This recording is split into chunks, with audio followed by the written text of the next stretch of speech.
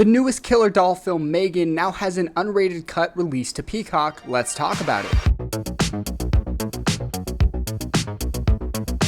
A robotics engineer at a toy company builds a lifelike doll that begins to take on a life of its own. Let's get right into it with the directing. This director can really put together a film on a technical level. The film as a whole is very entertaining, but the further and further I get away from watching the film, the more I realize how truly forgettable it is. Not that this film needed to be something new, revolutionary, or groundbreaking, but I would want it to be at least memorable at the very least, and I didn't get that. I expected a brutal fun time that flew by, and even with these extended brutal death scenes, I don't feel like they added too much to where it is worth a second viewing. Moving on to the cast and the characters, I think everybody does fine for the most part. However, I don't think the dialogue is the greatest. Obviously, that's not on the cast, that's on the writing. As for the actual characters themselves, the dialogue that doesn't end up working ends up making these characters feel extremely unlikable, but not unwatchable. As for the visuals, I feel like the visuals are the best aspect of this film. This film actually looks really, really good, and M3GAN's Uncanny Valley is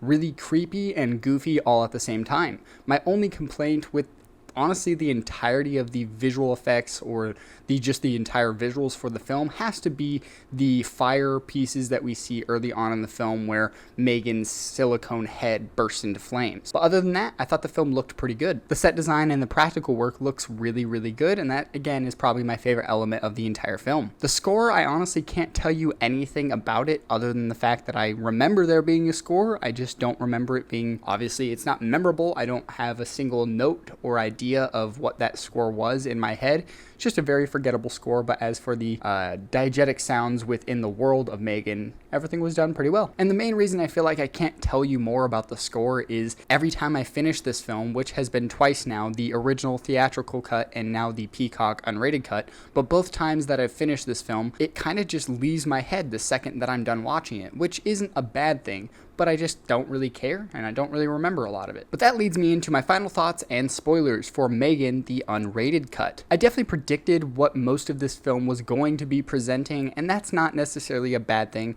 but I did expect not even necessarily a bigger body count, but just a more entertaining film, a more thrilling film, maybe more chase scenes, because we did get one chase scene and that was fun and goofy, but I feel like they left out quite a bit of what fans were hoping for. This film is definitely marketed towards a younger audience, probably 12 to 16 type of age range, and I can tell you if I would have seen it when I was in middle school or high school, I definitely would have had a much more fun time with this film. So it's not bad that I'm totally not into it now because I'm not the target demographic for this film. As of now, I would not watch M3GAN again, but I would watch an R-rated sequel. But that's all I have to say about the M3GAN unrated cut released now on Peacock. Go check it out if you want to.